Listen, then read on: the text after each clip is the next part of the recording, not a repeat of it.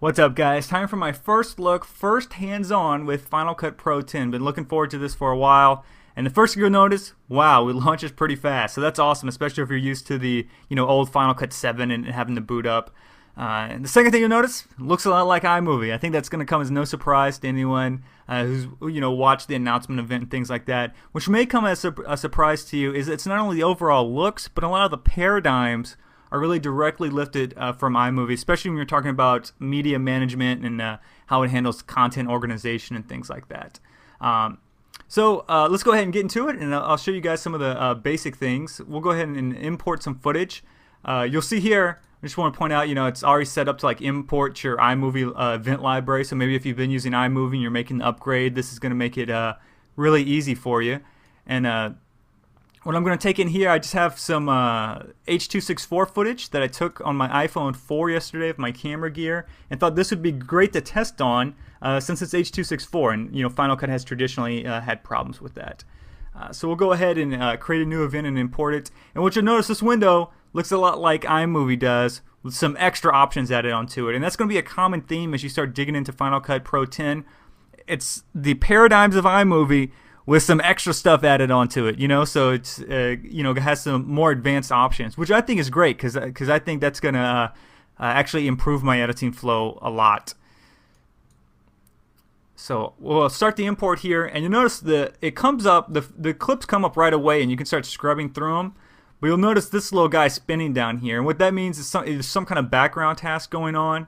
What I assume it is in this case is that it is getting this H.264 footage in shape to actually start editing it. But it's great that all happens in the background, so you can start doing other things while that's happening. And you see when it hits 100%, that means that this has all been taken care of. Now, so looking at the window up here, the event window with all my the footage I just imported, once again similar to iMovie in that you can boost out the time here. So here we can stretch out the film strips. So we can get a more exact in and out points when we start to do the edit. You can also toggle some things on and off. For example, you can show the waveforms, not show the waveforms, or just make the whole thing smaller if maybe you've got a lot of clips to import. Also, if maybe you don't like the iMovie style film strip, you can also do this, and all of a sudden it's just in a list format. A little closer to what you would see in an older version of Final Cut, and you can get rid of this window too, so you can get even closer to what it would look like in a more traditional version of Final Cut. And you've got this film strip up here that you can use to select your in and out points. So let's go ahead and actually bring in some footage and make a new timeline here, and you guys can see how that works. So we're going to create a new project. We'll call it, very creatively, we'll call it Test. And you notice the render properties down here. It's rendering, standard surround sound 48K audio, but also in ProRes 422. So I'm not sure if it's actually when it's importing, it's doing some kind of transcode into 422, or when it actually is actively rendering as you edit, it's doing a transcode. So maybe I'll do a little more research on that. But speaking of that's what's really great about this thing, is that you're going to be able to just bring in H.264 footage and edit right away. Let's set some in and out points. I'm using the shortcut keys. All the shortcut keys carry over from older versions of Final Cut. And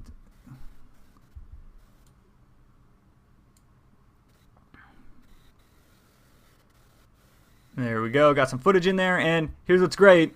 I just hit the space bar, it starts playing. It's no need to render, nothing else is going on, it's all ready to go. So what's awesome, you probably won't need this little guy anymore. Goodbye MPEG Stream Clip. You were good to us all, but don't think I'm going to need you anymore. So okay, now we got some footage in. We got a little bit of a, well, not a very good timeline going here since I just randomly picked footage, but we got something to work with. So let's talk about these buttons over here, which are going to seem familiar to anyone who has used iMovie. So let's start with the title effects. Title text really sucked if you did it just in Final Cut 7. And there's a lot of really cool things going on here in Final Cut 10. My first impression of it is that it is going to look like a combination of the text effects from iMovie and the text effects from Motion. So you're actually going to see some that look familiar. For example, these cloud guys, that's straight out of iMovie. And then some of these others, this fold one, that's straight out of Motion. But there's also some new ones in. This cool wooden ink one. There's some cool, lens flares, lower thirds, all kinds of stuff built in here. So, I mean, this would take a whole nother video to go through all these different title effects that are built in. But once again, I actually found very few of them were new. Most of them straight from Motion or straight from older versions of iMovie. But the new ones that are in there are pretty cool. So that's text. Some other cool stuff in here. So like kind of just a generator for some maybe backgrounds. Once again, these are going to look pretty familiar to anyone who has used iMovie, since they're basically straight from that, with some few new ones, some basic textures, some placeholders. So there's some cool new stuff in there as well. Next here we have this themes window, which is kind of cool. So it's a little iMovie-like. Again, I keep saying that, but it's true when you see these. A lot of these are from iMovie, but a lot of them are also new. So let's look at how this would work.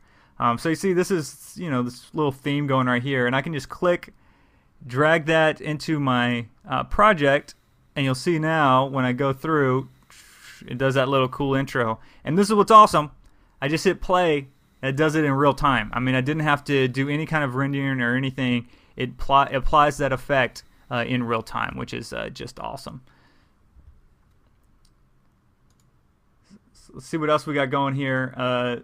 Transitions, a lot of the kind of standard transitions that you'd see in any editing program, as well as some new ones. For example, this curtain one I think is kind of cool. Music, this is interesting.